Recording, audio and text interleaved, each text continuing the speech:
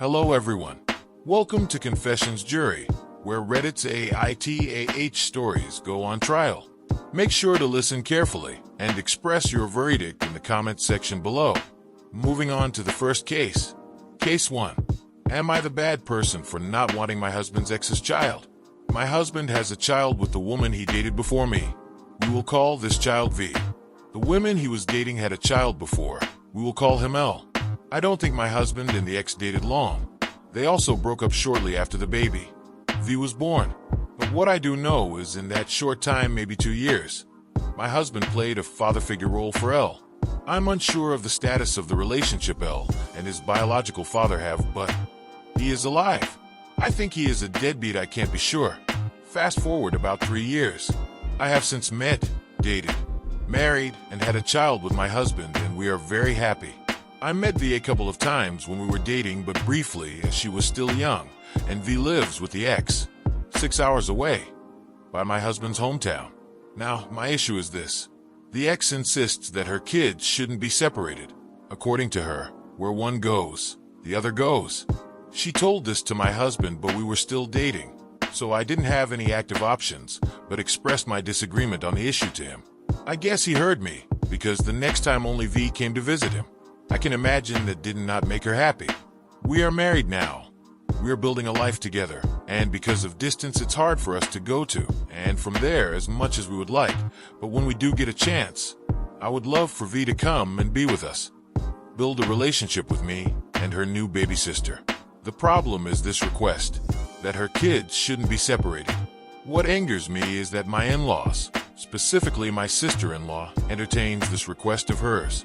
She lives in the same hometown, and from time to time, she will go collect V from the ex, and guess what?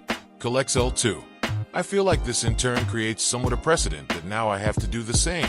They will now accept it of me to take L too. But I don't want to. I don't want to take L. That is her child, not my husband's. We have no relation to him. And while she doesn't want to confuse him, her words, I don't think it's fair or logical in the long run. When my husband calls the ex to speak to V during the week, L will sometimes, but not always, pop up in the call too, and I will hear L still calls my husband daddy. AITA for finding this infuriating. My husband says he can't tell the kid not to call him, that which I understand, but he also doesn't pressure the ex to stop him either.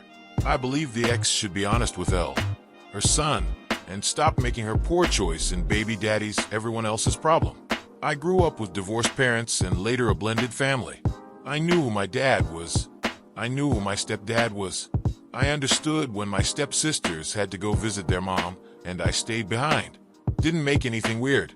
I didn't tag along, unless their mom asked us to.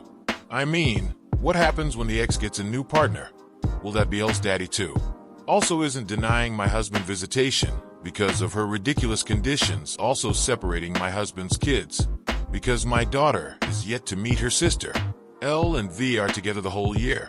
I don't think there's anything bad with V separating from her brother for 3 weeks out of the year to spend some time with her sister. Furthermore, with this logic, does that mean that if L goes to his dad that V, my husband's child must go too? When I raised this with my in-laws, they made me seem like I'm being heartless and excluding an innocent kid because he is my husband's ex's child. They include L in everything, even when counting grandchildren, family pictures. I feel like they weren't together long enough for things to be like this. Additional info to show you her mindset. When she found out my husband was dating me at the time, she sent him a long text talking about how they, as parents of the kids, plural, shouldn't introduce the kids to new girlfriends and boyfriends as it will confuse them, that they should wait until one gets married before introducing partners. Well, I'm married to him now, and she now demands that she won't give us visitation unless she meets me first. So it's condition after condition. I said hell no, and told my husband to retract whatever agreement he made on my behalf. I feel like if I conform to this, she will dictate my marriage for me forever. I am not auditioning to be V's stepmother. I am her stepmother, even legally, and if she isn't comfortable bringing her child, or I guess kids around me, then she shouldn't bring them at all. I won't interview. I'm the wife, not GF. I didn't wait this long to have a child, and husband only to be reduced to this. I need her to be genuine when she gives me her child. Also, I am a lawyer. She is breaking so many laws doing this. It's ridiculous, but I won't go there. It's not my place, I guess. She could have asked to have a mature relationship with me, since I will be V's stepmom. That would have been fine. Instead, she made it a prerequisite and a demand and threatened not to give us V. That's why I won't do it. I don't yearn for her approval. Listen, I don't want problems. This will break my heart in terms of V and her relationship with her sister. But what can I do? I just think the ex should trust that my husband wouldn't leave V with someone he couldn't trust. The same way my husband trusts her with V all year, that she will be safe with her. She can spare 3 to 4 weeks a year to trust my husband. The same way she trusts that the child support money will clock in every month no matter what. So hypocritical of her to request that my husband not introduce me to V when we were still dating, but she introduced her son L to my husband when they were dating. She did this without the need to meet L's dad for approval, and without them being married. Went as far as having L call my husband daddy. But now that my husband wants visitation, it has to come with conditions she herself couldn't uphold. L. Am I crazy or what? What do you think about this one? Lay down the hammer in the comment section, and let's move on to the second case. Case 2. Am I the bad person for thinking of cutting contact with my mom before I move out? So, I, 21, am. I'm thinking of cutting contact with my mother because of how she is with the apartment. Being from New York in Manhattan, it's really not the best place to live. It's pretty dangerous at times, and ever since I was a kid, I was always sheltered by my mom, but my dad would allow me to roam freely. When I was 14, sadly, my dad passed away, following him leaving the house after my mother forced him to move out due to them arguing and fighting constantly. After this event, my mother wouldn't call him my dad anymore, which sort of messed with me, because I still loved my dad, even if he was a bit mean at times. From 14 up until now, she hasn't given us no key to the apartment. And every time we would ask, she would get crazy and defensive and scream, "No, no, no." Then she would lock herself in her room to avoid talking, put locks on doors that haven't been opened in years, and would keep her lanyard full of keys, new and old, around her neck constantly, even in the house. She has at least 3 locks on her room door, and our apartment door top lock is literally replaced with a bicycle lock.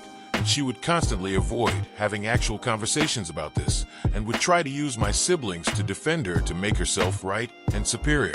While I do love my mom, I just can't tolerate her behavior at all. It's numbed me and frustrated me, and actually made me break a few times and question my own sanity, as well as my own personality. If I didn't agree with anything she said, she would treat me like I don't exist, and blame me for the things that happen in my life, including defending my brother, who has special needs, and was bullied by the locals in our neighborhood. I actually got stabbed for that. And for me falling into depression after my ex affected my college progress. And now with this economy not being so good, I've been focusing on graduating while searching for jobs and saving, so I can just leave already. I hate to leave my siblings, but I can't take this crap anymore. I really can't. I'm literally sitting outside my front door because she isn't home yet. And I feel so pathetic knowing I have no key or access or privacy or freedom to the apartment. So am I the bad person for going no contact with my mom once I leave? What about that? Who would you rule for? State down your ruling, and let's move on to our third case. Case 3.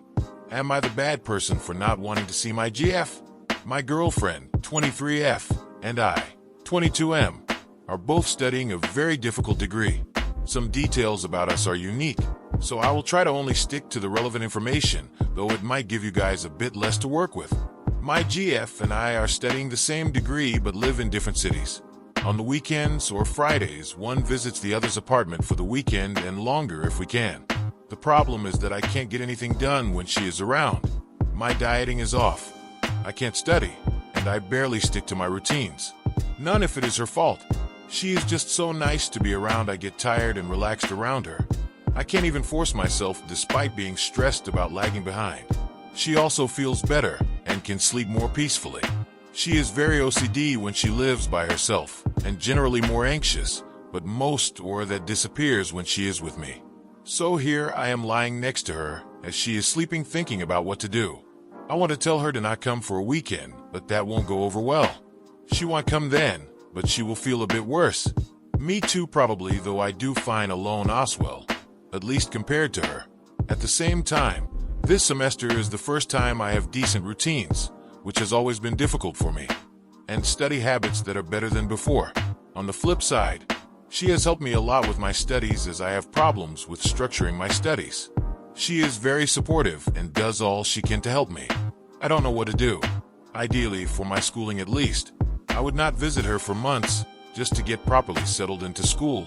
At the same time, that would be bad for the relationship, especially when we have been long distance for a whole year prior to this semester. Now we are just medium distance. What should I do? Both are extremely important to me. What do you think the fair ruling should be? You hold the power of judgment. State your ruling in the comments section below. Thank you for watching. We hope you enjoyed this video. In life, we may run, but we can never hide from true justice. Stay safe, everyone.